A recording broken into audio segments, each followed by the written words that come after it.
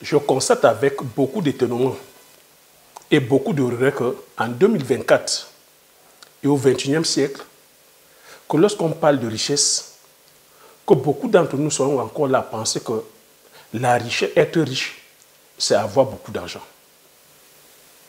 Beaucoup d'entre nous, quand je dis beaucoup d'entre nous, beaucoup plus de personnes de la communauté, hein, parce que ma vidéo ici parle beaucoup plus aux personnes de la communauté telles que l'africaine, que lorsque beaucoup parlent de richesse, beaucoup parlent plutôt d'argent fiduciaire. Beaucoup ne maîtrisent pas le mécanisme tel que de l'argent. Moi, je dirais ici que se concentrer uniquement, c'est-à-dire que sur l'argent, avoir uniquement l'argent, c'est le meilleur moyen de finir pauvre. Et j'attends, c'est-à-dire que tes arguments dans les commentaires.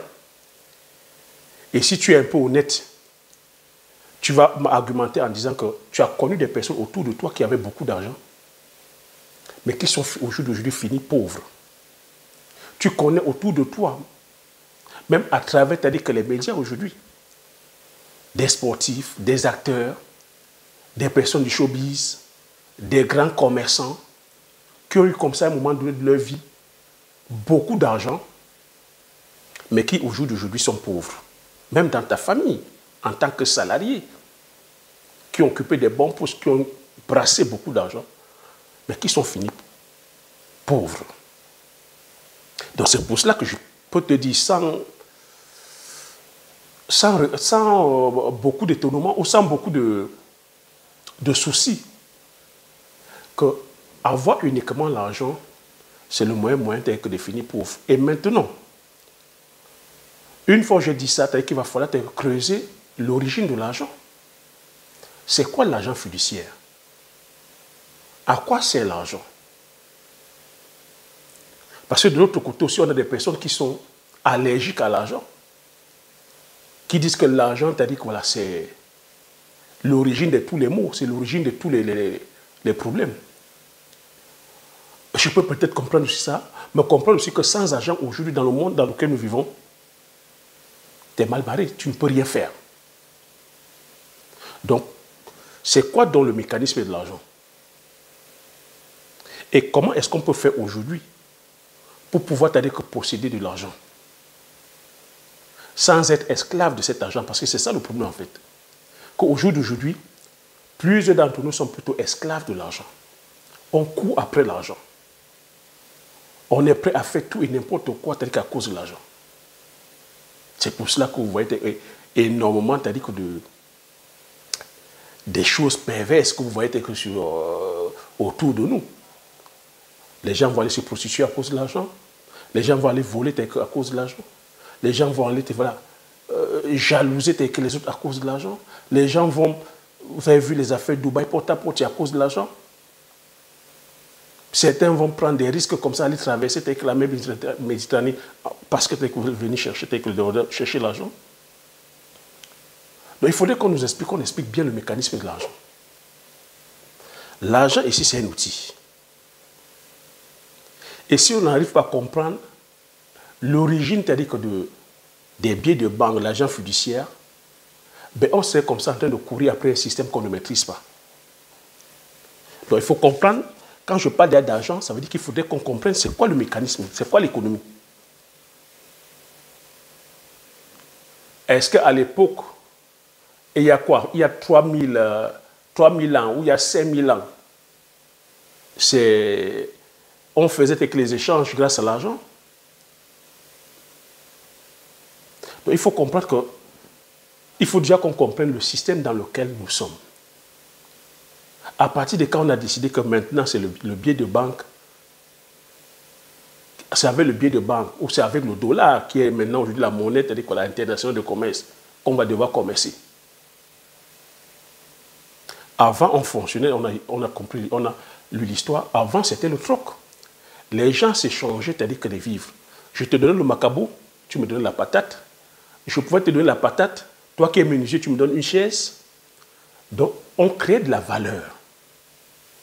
Ce que je vais te faire comprendre ici, au lieu de courir après l'argent, il faut plutôt chercher à créer de la valeur. qu'on n'est pas riche parce qu'on a de l'argent, on est riche parce qu'on crée de la valeur.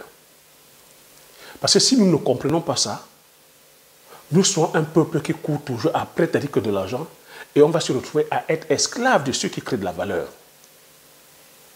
L'affaire Aliko Dangote est venue nous mettre ça en plein jour, mais c'est dommage que nous ne comprenions pas ça. Nous passons le temps à être esclaves, à travailler pour les autres. Donc quand on dit que travailler pour les autres, ça veut dire on est là à être des consommateurs. Eux, ils créent de la valeur et nous, nous sommes là à consommer. Mais tant que tu as dit que les choses vont rester ainsi, ben, on va toujours demeurer, tu as dit qu'inférieur, on ne pourra pas progresser. Le pays se développe ou le continent va se développer à partir du moment où on va commencer à créer de la valeur. C'est quelque chose qu'on se doit de comprendre. Que peu importe ce que tu fais aujourd'hui comme business, si tu n'es pas en train de créer une valeur endogène, donc une valeur locale, une richesse locale, tu es en train de travailler plutôt pour les autres. Et quand on s'est en train de travailler pour les autres, on va continuer à les rendre forts. Et comme nous sommes dans un monde de rapport de force, ben, ils viendront toujours nous dominer. Donc il faut comprendre ça. Donc quand tu comprends un peu ça, tu comprends que l'économie aujourd'hui, c'est une économie quoi? Une économie capitaliste. Une économie qui permet aujourd'hui de posséder des biens. Une économie qui est aujourd'hui vraiment entrée dans le surprofit. Donc on a une économie aujourd'hui libérale. J'ai dit une économie libérale sur laquelle nos États aujourd'hui ont du mal à réguler, à contrôler. Donc c'est les privés aujourd'hui, c'est les industriels privés, c'est la finance qui contrôle maintenant le game, qui contrôle l'économie et qui contrôle même le politique parce que ce sont ces grands opérateurs économiques qui financent la campagne des politiciens et qui font en sorte que les politiciens aujourd'hui votent les lois en faveur de leur business. Donc quand tu as compris ce game-là, toi aujourd'hui qui dis que tu es panafricain, tu es kémite, tu te dois de questionner maintenant ton idéologie. C'est quoi l'idéologie kémite? C'est quoi l'idéologie panafricaine? Est-ce que le commerce, le business que tu es en train de faire présentement, ça marche avec ta philosophie? Comprendre aujourd'hui que le monde fonctionne selon une idéologie. Quand je dis capitalisme, c'est une idéologie. Donc quand toi tu dis panafricain, c'est quoi l'idéologie panafricain? Et quel est le modèle économique panafricain? Donc si toi tu es avec l'idéologie panafricaine et que tu es en train de faire l'économie de façon, capitaliste, avec du libéralisme à outrance, du surprofit, tu vois que tu viens perpétuer la même idéologie que ceux que tu considères comme tes bourreaux, ceux que tu considères comme ceux qui viennent prendre. Parce qu'il faut comprendre que le monde, c'est comme ça. Moi, c'est comme ça que je vois les choses. Et en faisant une analyse froide, on se doit aujourd'hui, si on veut faire développer nos différents pays, si on veut faire développer le continent, d'aller produire local. Tu vois, je suis ici en Occident, je vois comment ça fonctionne, je comprends le système. C'est un système qui permet, ils ont mis ce système afin de pouvoir protéger leurs précaires. À nous aussi d'être assez intelligents, de voir où sont nos intérêts. Donc j'ai coutume à vous dire ici, si on veut préserver nos intérêts, on se doit d'acquérir la science. On se doit d'acquérir la technologie. On se doit de se former. En parlant de formation, permets-moi déjà de vous présenter, si je ne me suis pas présenté. Bonjour, bienvenue sur la chaîne. Si tu me découvres pour la première fois, je m'appelle Thierry. Sur cette chaîne, je parle d'entrepreneuriat, je parle d'investissement, je parle d'agriculture, je parle d'élevage. Le but de la chaîne est enfin de valoriser et de vulgariser nos produits du terroir africain. Si j'ai créé la chaîne, c'est en fait de partager mes astuces et techniques, de partager mon mindset. Donc quand je viens sur YouTube, en fait, c'est une réflexion que j'ai faite. Il y a plusieurs années en arrière. Tu vois, je suis ici en Occident. Je comprends comment ils fonctionnent. Je suis curieux. Je m'intéresse à leur mode, à leur mode de vie, comment ils fonctionnent. Et laisse-moi te dire, de part, t'as dit que ma profession, j'ai compris comment il fonctionne. Je comprends comment il fonctionne. Et en comprenant comment il fonctionne, ça me permet aussi d'adapter, t'as dit que ma façon de voir les choses. Ça me permet d'adapter ma façon de voir les choses. Donc quand je pars aussi au pays, ce n'est pas pour perpétuer la même chose. J'ai compris que ici, étant ici en Occident, ma façon de consommer, tu vois, la façon déjà de consommer, de me vêtir, de pouvoir, c'est-à-dire aménager la maison. L'argent que je dépense ici, ça reste ici pour faire tourner l'économie, c'est-à-dire que voilà, de la France, de l'Europe. Je suis marié, père de 3 enfants, nous sommes 5. Tu peux imaginer, c'est-à-dire qu'en termes de courses, l'argent qu'on laisse, donc tu dois comprendre que l'argent que tu consommes ici, là, ça permet de faire tourner la cité. C'est pour ça qu'on a, on a les infrastructures de qualité, on a une éducation de qualité, on a la santé de qualité, il y a que des routes, ça permet de payer la fonction publique, ça permet de créer des emplois. Donc quand tu comprends un peu le mécanisme, tu comprends que oui, tu es ici, tu travailles, pour faire tourner, c'est-à-dire que la société en fait.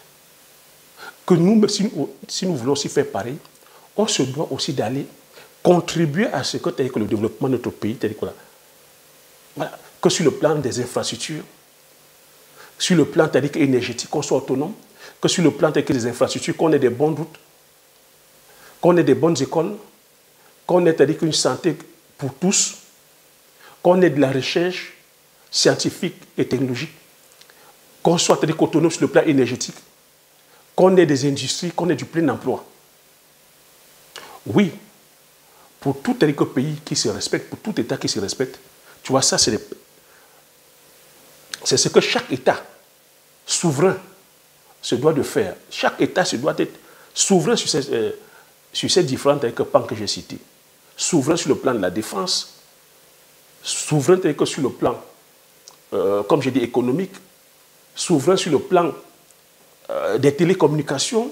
Tu te dois d'avoir ton satellite. Tu te dois, sur le plan numérique, d'être souverain. Parce qu'il faut comprendre aujourd'hui que la guerre aujourd'hui est quoi? C'est-à-dire que c'est sur les communications, c'est sur les médias, c'est numérique. Donc si tu n'es pas autonome aujourd'hui, avec l'avancée de la technologie, on peut à tout moment te pirater. Donc chaque pays aussi se doit d'être fort, d'avoir souverain sur le plan culturel et avoir des institutions fortes. Moi, c'est comme ça, qu'en pensant cela que je suis allé. En regardant, j'ai dit, mais quel est le business que je peux faire? J'ai coutume à te dire. Aller faire aujourd'hui taxi, j'ai commencé en disant, je vais faire le taxi. Mais tu vois, qu'en allant faire le taxi, je viens assouvir mes besoins personnels. Mais je sais que ça ne développe pas le pays parce que ce n'est pas nous qui fabriquons les voitures. Et c'est des business comme ça qui ne sont pas pérennes. Parce que déjà, j'ai dit en termes d'infrastructure, est-ce qu'on a des bonnes routes? Tu vas ramener la voiture là en un temps de mouvement, c'est-à-dire que les routes vont se casser. Ta voiture, c'est-à-dire qu'elle va se casser. Nous n'avons pas que des chaînes de montage. Nous ne fabriquons pas les pièces de rechange. Il y a toujours des problèmes. Le business des taxis n'a pas fait long feu, ça s'est arrêté. Donc tu vois que si on veut vraiment se développer, je sais, il y a une vraie volonté politique. Mais je te dis ici que la volonté politique s'appuie avec la volonté économique. Donc il faudrait qu'il y ait comme ça des opérateurs économiques, des personnes qui viennent vraiment apporter un réel changement. Et le changement ici va se effectuer en créant la richesse endogène, la richesse locale. Parce que ce qu'il faut noter ici, à chaque fois que tu vas vouloir aller faire un business, en te référant, c'est-à-dire que sur le business qui se fait à l'étranger, tu n'es pas en train de servir les intérêts de ton pays. Mais tu vois que le système qui est déjà mis en place, ce système que Dangote a appelé mafia, mais eux, ils ont tellement bien fait les choses qu'aujourd'hui, ils contrôlent tout le game. Quand je dis système ici, c'est une minorité, c'est-à-dire que ces multimilliardaires que vous savez citer. Parce que même ici en Occident, la majorité de la population aussi, c'est-à-dire que souffre, se plaint des oligarques. Mais ces oligarques, c'est-à-dire que voilà, ont très bien élaboré leur plan en mettant des stratégies, en véhiculant une idéologie. Les multimillionnaires, les multimilliardaires, lorsqu'ils ont commencé à bâtir leur richesse, la richesse, vous avez dit, a commencé par le domaine agricole. Lorsqu'ils ont acquis de l'argent, pour pouvoir, c'est-à-dire que, je veux dire, développer la productivité, ils ont pensé, c'est-à-dire à mécaniser, à industrialiser. Et en pensant à industrialiser, ils ont créé des écoles. Des grandes écoles, c'est-à-dire que technologie, des grandes écoles scientifiques. Toutes les spécialités que nous faisons aujourd'hui, c'est issu, c'est-à-dire que de la pensée des grands industriels, des grands, des multimillionnaires, des multimilliardaires, c'est-à-dire que voilà, les multimilliardaires. Donc tu vois que dans cette pensée-là, lorsqu'ils vont créer des écoles, vous pensez qu'ils créent des écoles pourquoi? Ils créent des écoles pour pouvoir véhiculer une certaine idéologie. En sachant que dans ces écoles-là, les étudiants qui sortiront de ces universités viendront travailler directement pour eux. Et en intégrant, c'est-à-dire que leur philosophie. Donc si nous sommes là aujourd'hui et que nous ne savons pas que le monde, c'est un monde d'idéologie, et c'est un monde de rapport de force, ben on serait là en train de, comme on dit, c'est le serpent qui se mord la queue en fait. C'est le serpent qui se mord la queue. On est là en train d'admirer, je sais pas moi, on est ébloui par l'économie extérieure en pensant que tout ce que nous faisons, c'est-à-dire est mauvais. Ben, si ton regard est plutôt à l'extérieur, tu vois que tu n'es pas en train de faire une économie qui va développer que ton pays. Moi, j'ai coutume à dire, si on veut développer que nos différents États, on veut développer nos pays, ça va passer par les sacrifices. Moi, je préfère vous le dire tout de suite. Ça va demander qu'on paye le prix. Ça va demander qu'on soit patient, qu'on soit visionnaire, qu'on ait une vraie idéologie. L'idéologie qui consiste à venir vraiment relever l'économie de nos différents pays. Ça va passer, oui, ça va passer par les étapes de difficulté. Comprendre qu'on n'obtient rien de bon, rien de beau, rien de grand dans la facilité. Il faut intégrer ce qu'il faut du temps pour pouvoir réaliser les belles choses et les grandes choses. Je peux répéter ça? Il faut du temps pour pouvoir réaliser les grandes choses et les belles choses. Mais ce monde aujourd'hui, tel que tu as dit que les réseaux sociaux nous vendent aujourd'hui, tel que TikTok, Instagram, tous ces réseaux sociaux, où en 2 secondes, 3 secondes, on vous montre la lifestyle des personnes, des gens. Et vous pensez que ces personnes-là se sont établies en 2 mois, en 3 mois, en 4 mois. Et vous pensez que c'est ça la vie? C'est ça qui nous induit à l'erreur. Vous avez vu M. Aliko Dangote, du haut de ses plus de 40 années d'expérience, continue à nous relater les difficultés qu'il a dans le business.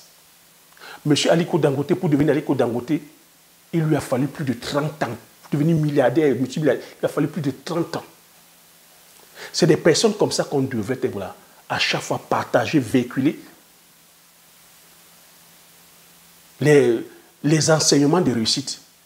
Lorsqu'on passe le temps à plutôt nous dire comment tu as dit que les Bill Gates sont devenus riches, comment les Mark Zuckerberg, comment tu as dit que les Elon Musk, comment, je vais dire, les Rockefeller, les Warren Buffett, les JP Morgan, tout ce qui est les Henry Ford. Lorsque tu es là et que tu récites Napoléon Hill, mais Napoléon Hill te relate quoi? Napoléon Hill te relate la narration des réussites des Occidentaux. Mais ce qui ne marche pas avec nos réalités. Si tu vas te dire que vous faire le copier-coller avec nos réalités, ce n'est pas la même chose. Et si tu viens donc faire la même chose chez nous, tu vois que Pour quelle économie dont tu joues? Moi, c'est comme ça que j'ai pensé. Et j'ai dit, je viens faire le business autrement en Afrique. Et que quand je regarde, nous sommes encore dans l'ordre, dans un état où il y a tout à faire. Et que l'urgence aujourd'hui, c'est d'atteindre l'autosuffisance alimentaire. Et lorsque je veux aller faire l'agriculture, je ne vais pas aller faire comme monsieur et madame tout le monde. Parce que c'est-à-dire que les enjeux sont là aujourd'hui, les enjeux sont tels que nous avons des compagnies aujourd'hui qui détiennent, une seule compagnie détient à elle seule 95% des semences mondiales. Je vous le dis à chaque fois ici, mais j'ai comme l'impression que c'est pour beaucoup, c'est-à-dire que certains ne comprennent pas. 95% des semences mondiales, ils ont la paternité, ils ont le brevet dessus. Tu ne peux pas utiliser ça n'importe comment. Tu es obligé d'acheter. Alors que c'est des semences que la nature nous a données généreusement, gratuitement. Donc si une seule compagnie peut obtenir, avoir la paternité de 95%, tu vois que nous sommes réduits. Tu vois que cette compagnie à elle seule, elle fait la pluie et le beau temps du monde. Cette compagnie-là peut décider, c'est-à-dire à mettre la famine dans le monde. Et c'est ce qui arrive. Tu vois qu'il y a un certain chemin. On nous amène vers un certain modèle de production. Un modèle de production dépendant, c'est-à-dire que de la mécanisation, dépendant, c'est-à-dire que de la chimie, dépendant, c'est-à-dire que des énergies fossiles, du pétrole, du gasoil, de l'essence, des engrais, des pesticides, du plastique, de l'eau. Et c'est un modèle qui est de plus en plus coûteux. Et un modèle qui nous pousse, il faut dire la vérité, à la monoculture et à la consommation, c'est-à-dire voilà, uniquement, c'est-à-dire voilà, d'un certain type de culture, les céréales. Alors que Dieu sait que nous avons comme ça une multitude de variétés de cultures. Qu'aujourd'hui, on peut produire, c'est-à-dire que sans engrais chimiques. On peut produire, c'est-à-dire qu'en se passant, c'est-à-dire que le plus possible la mécanisation. Avec le recul, on voit aussi aujourd'hui les effets, c'est-à-dire que du réchauffement climatique. Donc tu imagines donc maintenant, lorsque tu es donc dépendant, lorsque tu vas aller copier ce modèle de mécanisation, de pétrole, tu vois déjà les enjeux sur le pétrole. Tu vois ce que M. Aliko Dangote est en train de vivre sur le pétrole. Tu vois ce que nous vivons par rapport, c'est-à-dire voilà, à la guerre Russie avec l'Ukraine. Si nous sommes en pleine récession aujourd'hui, si nous sommes en pleine crise, c'est une crise basée sur l'énergie. Parce que Poutine a refusé de donner son pétrole, a refusé de donner son gaz, a refusé de donner ses engrais, a refusé de donner ses céréales. Tu as vu que le monde a basculé. Ça a créé de la panique partout dans le monde. Dans certains coins, il y avait la famine. C'est ça les conséquences de la monoculture. Et comprendre que cette culture-là, eux, lorsqu'ils vont produire les céréales, ils ne font pas les céréales pour pouvoir manger. Ils font des céréales pour pouvoir donner aux animaux. Voilà encore l'aberration. Ils font des céréales, je t'ai dit, nous sommes dans un monde capitaliste, pour pouvoir, c'est-à-dire que faire du surprofit, aller produire les produits dérivés, excluant la tautologie. Ils vont aller faire du biocarburant, ils vont aller faire l'éthanol, ils vont aller faire, c'est-à-dire quoi, te faire du sucre, ils vont aller faire dans les industries brassicoles. Alors que nous, dans d'autres coins dans le monde, les gens meurent de faim parce qu'ils n'arrivent pas à avoir les céréales. Comprendre dans quel monde fonctionne. Nous sommes dans un monde capitaliste, libéral, où on cherche le profit. Donc maintenant, toi, lorsque tu vas te lancer dans ce modèle-là, derrière, tu n'as même pas le contrôle des prix. Le coût d'installation est tellement élevé qu'au final, tu finis par te transformer tu es plutôt esclave de ce système-là. Tu travailles même plutôt pour eux. C'est ce que vivent les agriculteurs et les éleveurs occidentaux. M. Aliko Dangote a fait l'expérience en allant se lancer sur la culture de la tomate. Il a vite fait compris qu'il était esclave du système. C'est pour ça que tu vois M. Aliko Dangote aujourd'hui détenir tout le système. Il allait faire de la tomate, il a échoué la première fois, il s'est ravisé, il a commencé lui-même à produire ses engrais. Il a sa banque où il finance les petits producteurs à taux zéro. Il distribue les engrais, il produit lui-même ses semences et ces petits producteurs-là viennent lui vendre maintenant la production. C'est ça le système. Donc si nous, on veut vraiment se développer, on se doit de comprendre. Si on veut être autonome, On se doit de comprendre que c'est en valorisant et en vulgarisant nos chaînes de valeur endogènes. Moi, c'est pour cela que tu as vu, quand je parle ici, tu dis que je ne suis pas youtubeur. Je ne suis pas, tu as dit que non plus que je suis un entrepreneur. Je viens partager avec toi la stratégie que j'ai mise en place et la stratégie gagnante. Afin qu'on puisse comprendre que lorsqu'on va faire le business, lorsqu'on va se lancer dans le domaine agricole ou le domaine de l'élevage, il faut une idéologie. La question que je te pose, quelle est l'idéologie que tu partages? Quelle est l'idéologie que tu suis? Quelle est l'idéologie que tu mets dans ton business? Alors si tu n'as pas d'idéologie, ça veut dire que tu es un suiveur ou tu es une suiveuse, comme j'ai coutume à dire.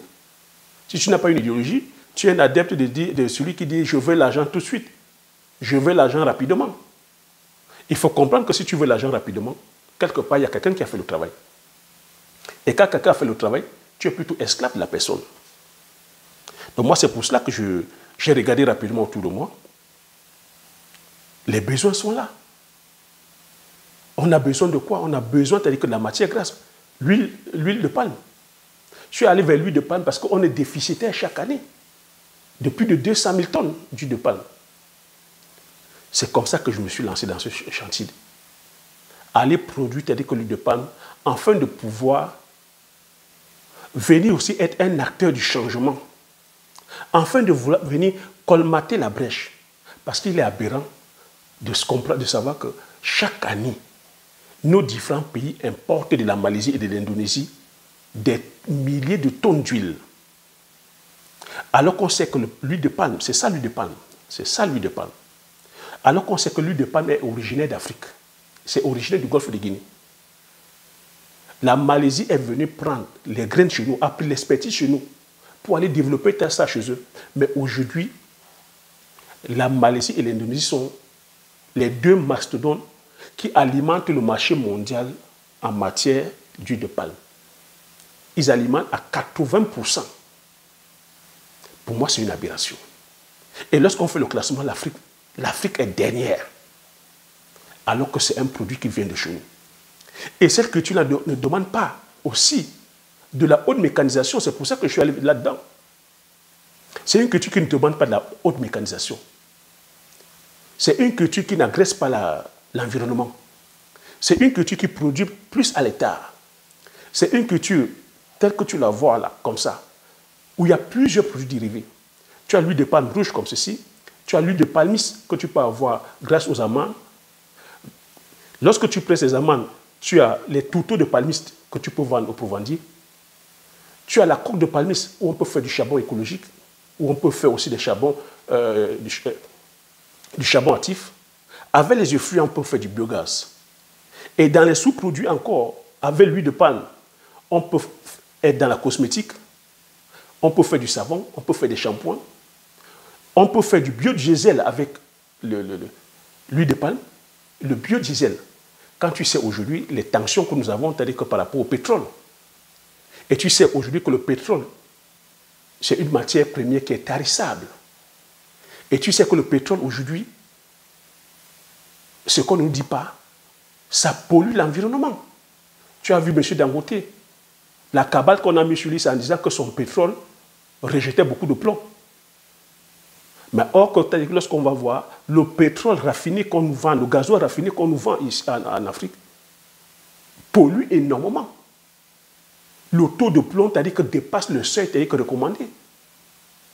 Non seulement ça, lorsqu'on va, c'est-à-dire que dans les lieux de gisement, lorsqu'on va extraire, c'est-à-dire que tous les produits chimiques vont polluer, c'est-à-dire que cet environnement-là, si les puits de pétrole sont sur 100 000 hectares ou sur 10 000 hectares, c'est 10 000 hectares de pollution. On ne pourra pas faire l'agriculture, on ne pourra même pas habiter, on ne pourra pas faire l'élevage.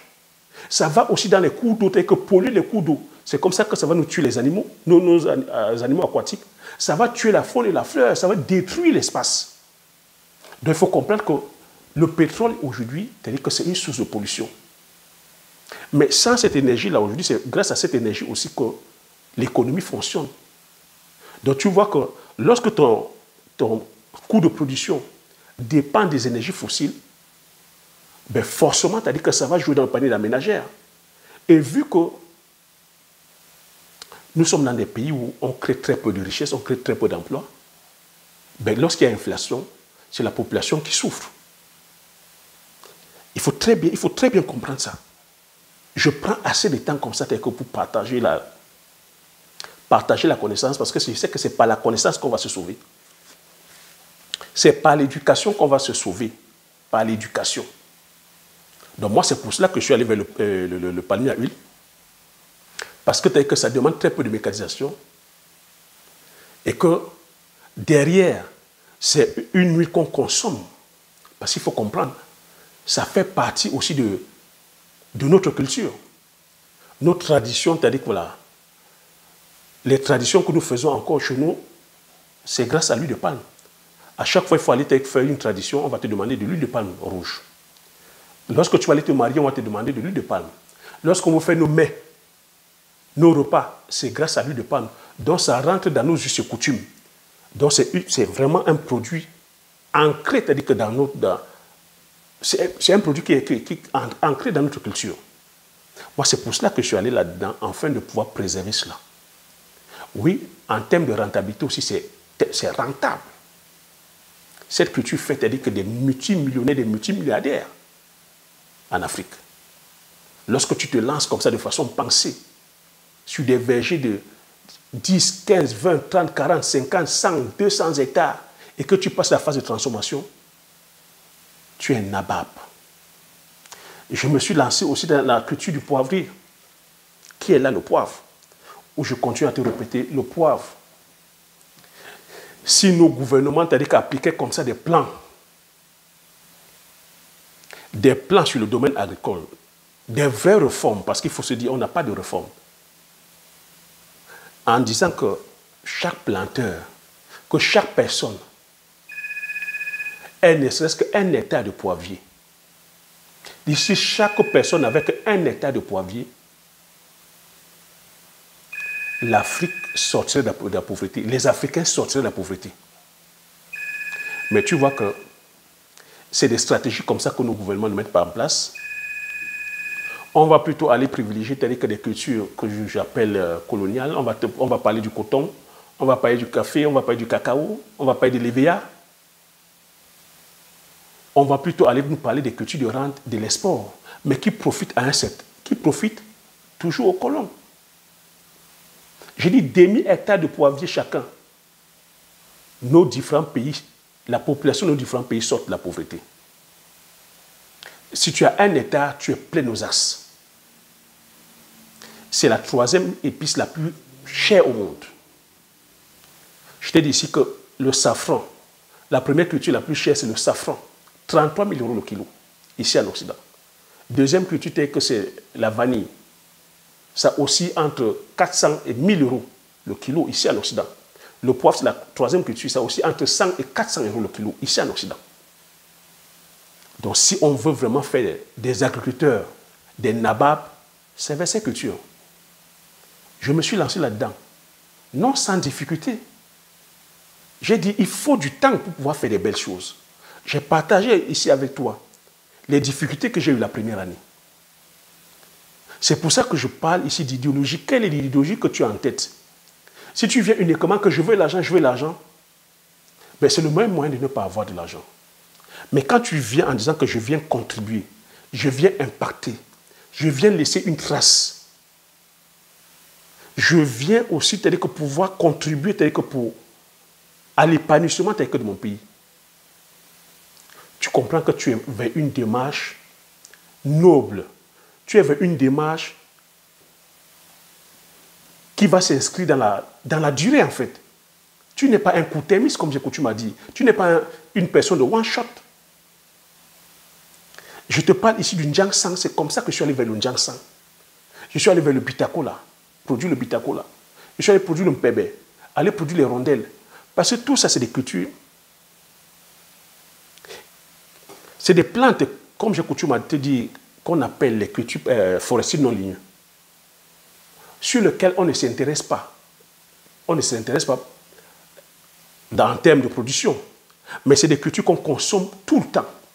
Quand je te dis huile de palme, quand je te dis bitakola, quand je te dis njangsang, quand je te dis mpebe, quand je te dis rondelle, quand je te parle de safoutier, quand je te parle ici de l'huile de palme, c'est des produits qu'on consomme tous les jours, tout le temps tous les jours que Dieu a créé. Tous les jours que Dieu a créé, c'est-à-dire que ça se consomme. C'est comme ça qu'on voit et qu'on détecte des produits qui sont rentables. Et c'est des cultures qui sont pérennes, c'est des cultures qui vont sur plus de 50 ans. Donc tu vois que ça demande du temps.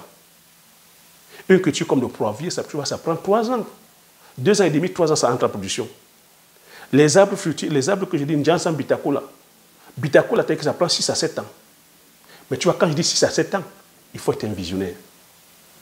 Il faut être un visionnaire, savoir que tu plantes maintenant, tu es patient. Et je t'ai dit la stratégie, comment planter. Tu viens faire ici l'agroforesterie, tu fais de l'association de culture. Ça te permet, pendant que tes arbres progressent en croissance, tu peux commencer à récolter les cultures vivrières. Tout est encore une question de stratégie, une question de connaissance. Moi, c'est comme ça que au lieu de rester là à bavarder, à me plaindre, à critiquer le gouvernement, à dire comment le gouvernement ne fait rien pour nous. Moi, je me suis posé la question, qu'est-ce que je peux faire pour mon pays? Tu comprends? Au lieu de dire que qu'est-ce que ton pays peut faire pour toi, pose-toi la question, qu'est-ce que tu peux faire pour ton pays? Je suis venu ici en Occident. J'ai quitté mon pays, venu ici en Occident. Voir comment il fonctionne. J'arrive à comprendre que l'économie de l'Occident n'est pas basée uniquement que sur le gouvernement. C'est les opérateurs économiques. C'est les PME, c'est les petites et moyennes entreprises qui font l'économie. Donc c'est la population. Et l'État et le gouvernement est là pour impulser les lois afin de pouvoir permettre que ces business-là prospèrent. Et moi, je suis là, voilà, dans ce système-là, je consomme. Mais ça m'amène à me questionner. Que si les autres peuvent se permettre, c'est-à-dire ont cette vision-là, ont ce courage-là, de se lancer, faire en sorte que l'économie de leur pays prospère, pourquoi moi aussi je ne peux pas aller faire pareil dans mon pays? Pourquoi moi aussi je ne peux pas aller essayer? C'est comme ça que je me suis lancé. Comme j'ai coutume à te dire, au lieu de prendre mon argent, aller me pavaner, aller acheter les grosses voitures, j'ai investi 180 millions. Et j'aime bien le dire, 180 millions, mon argent propre. Oui, parce que j'ai compris aussi que dans le business, il faut prendre les risques. 180 millions, mon argent propre, en disant, moi aussi, je vais aller contribuer. Moi aussi, je vais laisser une trace. Moi aussi, avant de critiquer tel que le pays, ou de critiquer le système, ou de critiquer tel que les dirigeants, je pourrais dire, lorsque l'occasion telle que me sera présentée, chère autorité, voilà à mon petit niveau ce que j'ai pu faire afin de venir contribuer tel qu'à mon petit niveau à l'émergence du pays. J'ai pu tel que faire, c'est à ce niveau que je suis bloqué. C'est à ce niveau que mes forces s'arrêtent. Mais on ne peut pas être là, on ne fait rien. Mais nous sommes plutôt les champions à la critique. À dire comment ils ne font rien. À dire comment tu as dit que voilà, on n'a rien. Mais il faut que chacun, que c'est à chacun de venir contribuer à son petit niveau. Tu vois, pendant que je fais cette vidéo, tu vois, c'est encore des efforts. Tu vois comment il fait chaud. Pendant que je tourne cette vidéo, tu vois comment il fait chaud. Mais c'est un choix que j'ai fait de ma part, que je viens partager avec vous. C'est parce que j'ai connu dans la réussite sur l'ensemble des cultures que je partage avec vous là, le poivre, le Njansan, le Bitakola, que j'ai dit, bon, je ne vais pas te dire que m'asseoir comme on fait, c'est-à-dire que nos anciens, nos parents, a dit, bon, j'ai reçu le poivre et que les gens vont découvrir par eux-mêmes. J'ai dit, pour pouvoir impacter beaucoup plus, pour pouvoir faire en sorte que voilà, ces cultures-là soient connues du grand public, je viens sur YouTube. En venant sur YouTube, je ne me suis pas posé la question, est-ce que je suis un expert sur YouTube? Comment YouTube fonctionne? J'ai dit, mais encore Dieu merci que Je ne savais même pas que YouTube, en termes d'argent, on gagne de l'argent sur YouTube. Tu vois que je viens partager mon idéologie. Je porte des thèmes qui me sont, c'est-à-dire que chers. Je prends des thèmes où je sais que c'est dans 2 semaines, c'est dans 1 mois, c'est dans 6 mois, c'est dans 1 an que certains d'entre vous allez comprendre. Tu vois que mes thèmes ici ne sont pas les thèmes pour venir chercher le nombre de vues. Mes thèmes sont des thèmes pédagogiques, des thèmes sur lesquels il n'y a que les connaisseurs qui peuvent comprendre ça, des thèmes sur lesquels c'est comme ça qu'on se doit, c'est-à-dire que c'est la philosophie qu'on doit intégrer si on veut être autonome. Donc quand je viens sur YouTube, tu vois que c'est le même message que je viens véhiculer. C'est une idéologie que je partage ici, que la richesse doit être endogène. Et je te permets en même temps d'emboîter le pas, parce qu'à la base, je viens vulgariser ces cultures-là. Te dis, si tu veux consommer, ben, je mets ça à ta disposition, je pourrais te les vendre. C'est pour ça que je vais créer aussi une marque. Te dis aussi que si tu veux produire, voilà, je t'offre la possibilité, par le biais des formations. Je pense que c'est vous qui avez demandé les formations. Moi, à la base, ça fait 4 ans que je suis sur YouTube. J'ai passé plus de 4 ans à vous partager la pédagogie. Vous m'avez dit, Thierry, il faut la formation. Donc, ce que j'ai fait, la formation est disponible. Plusieurs d'entre vous, vous avez saisi la balle en plein vol. Vous avez pris la formation. Donc, c'est de vous dire ici qu'on se doit d'être plutôt dans la production de richesses. Vous voyez, on se doit d'être dans la production de richesses, donc production de valeur. On doit arrêter d'être consommateur et production de valeur endogène. Donc, c'est ça, c'est-à-dire que le message que je voulais partager. Avant de se lancer, comprendre que le monde fonctionne selon l'idéologie. Quelle est l'idéologie que tu partages? Et si nous sommes pour que l'Afrique se développe, tu ne peux pas dire que l'Afrique doit se développer sans véhiculer une idéologie. Et tu ne peux pas dire que l'Afrique doit se développer en ayant le mindset programmé, c'est-à-dire que voilà, économie occidentale. Tu vois, c'est ça la dichotomie. C'est pour ça qu'on n'avance pas. C'est pour ça qu'on vient faire des business avec le logiciel, c'est-à-dire occidental, et ça foire en Afrique. Dis-moi, si tu viens, c'est-à-dire que faire en pensant qu'il faut importer les machines, comme je vois en ce moment, aller prendre les machines, c'est-à-dire qu'en Asie, en Turquie, en Inde, à quel moment tu vas développer le tissu, c'est-à-dire que voilà, technologique ou le tissu, c'est-à-dire que voilà, industriel de ton pays? Tu vois que tu viens tuer les artisans de ton pays. Lorsque tu dis que tu vas aller importer, c'est-à-dire que le riz, le poisson, la farine, les denrées alimentaires, ben, tu viens tuer le tissu, c'est-à-dire que voilà, agricole de ton pays, tu viens tuer les producteurs. Lorsque tu vas dire que tu vas aller développer, c'est-à-dire que voilà, tu vas aller faire, peu importe les commerces d'importation, où la matière première, où tu apportes une fois la matière finie, tu transformes ton peuple en consommateur, on ne produit pas de la valeur. On devient des consommateurs, on sort les devises.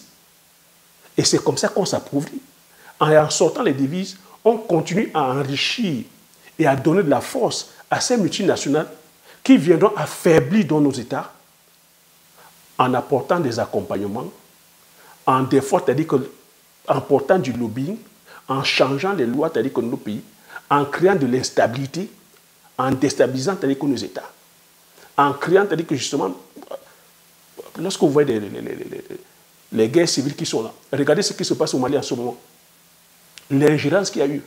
L'Ukraine est venue attaquer la Russie sur les sols maliens. C'est quelle ingérence sur les lois? Mais on va dire qu'il y a des lois internationales. Où sont donc ces lois internationales? La Russie quitte son continent, l'Ukraine quitte le continent pour venir sur un autre continent et sur le sol d'un pays souverain, soi-disant attaquer son ennemi et tuer même le peuple malien. Est-ce que vous voyez la communauté internationale? Les gens sont calmes. Rapport de force. Rapport de force. Donc si toi tu ne comprends pas ça, tu vois que tu es en train de consommer les produits finis fabriqués par ces multinationales occidentales en pensant que toi, tu es sous la pointe de la technologie, ben, tu donnes la force à ces multinationales de continuer à venir nous mater parce que les institutions, ce n'est pas nous qui les avons. Ils se sont arrangés à détenir les institutions. Ce sont eux qui ont les chaînes, les médias, ils ont les chaînes de télévision, ils ont les radios, ils possèdent les presses écrites. Je parle de tous ces capitaines d'industrie. Tous ces capitaines d'industrie, ils ont des chaînes de télévision. Et tu vois qu'ils véhiculent la même idéologie, ils véhiculent les mêmes messages. Et c'est les mêmes aussi qui sont, comme ils ont les radios et télé, ils viennent aussi, c'est-à-dire que maintenant, faire du lobbying sur les chefs d'État, faire le lobbying, c'est-à-dire que sur nos élites. Et c'est comme ça qu'on se retrouve comme des pantins à